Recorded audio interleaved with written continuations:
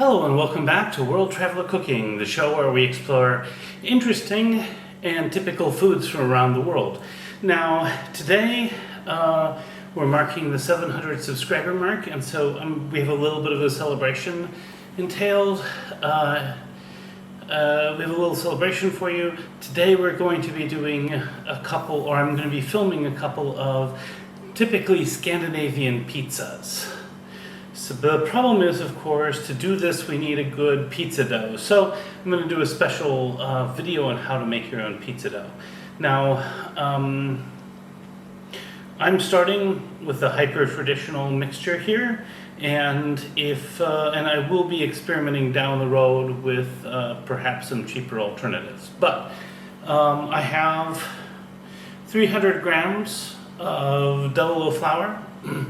This is sort of the standard pizza and pasta flour for fresh pasta and so forth that you'll use from Italy.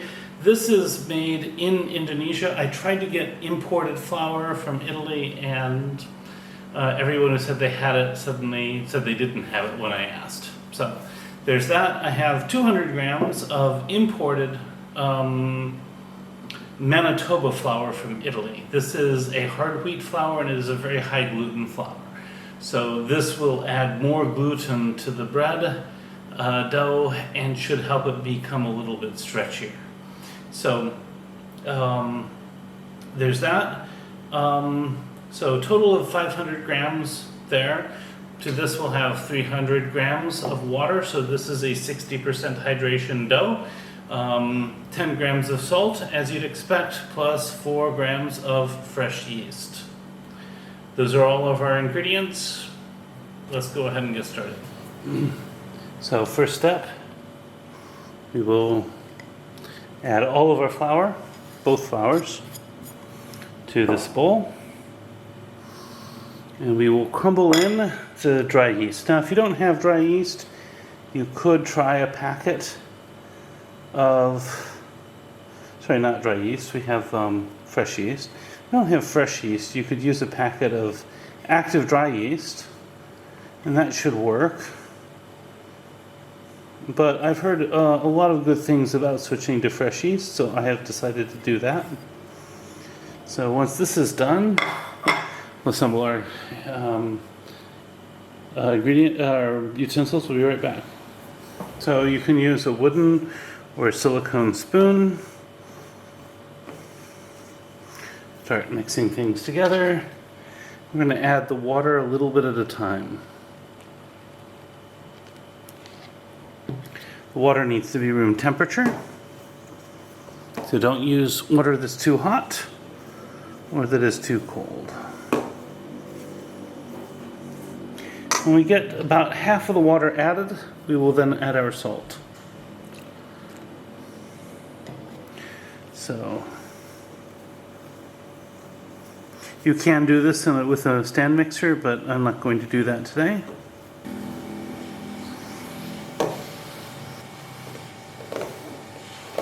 So as you mix this together, at some point it just becomes easier to use your hands, which is why I just decided to use my hands here.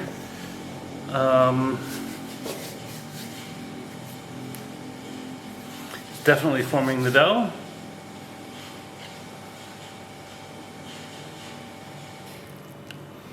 And we'll just keep adding a bit of water at a time, and I'll be back when all this is done. So this has kind of become a bit lumpy.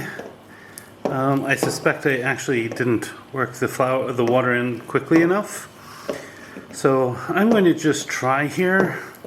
I mean, I don't think it's unself-savable, but I guess if it isn't okay by tomorrow, I'll have to start over. But what I'm going to do is I'm going to just take this and I'm going to keep stirring it for a while and see if I can get everything to evenly incorporate.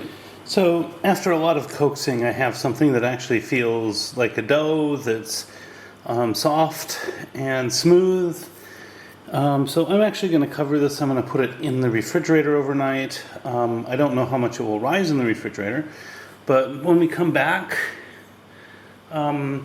I expect that it may have risen a little bit. We'll then take it out of the refrigerator, let it rise more on the countertop, and then we'll be ready for the next step. So this has been in the refrigerator overnight, and it's looking nice and puffy. So I'm going to turn this out onto a floured surface and divide it into 3 balls. To fold into a dough ball, basically you're going to stretch and fold until you get into a ball. Once we're at this stage, we're going to have to start getting ready to make our pizzas, because you only want to let these sit here like this for about half an hour. And here we have our first of the 3 dough balls. And here we have our Neapolitan pizza dough. I really can't do a taste test per se on this at this point, but we'll just keep working on it, and you can come back in a couple days and see me make a pizza out of this. Or if you're watching this and it has been a couple of days already, then you can watch one of my pizza videos now. So I am going to make Swedish pizzas with these, but you could certainly make Italian pizzas. After all, this is an Italian pizza dough. At any rate, if you find this content interesting, you'd like to see more of it, please like, share, and subscribe. If you have anything to say about this, please let me know in the comments. I would love to hear what you think about making a successful pizza dough. Recipes in the description, so bon appetit and see you next week.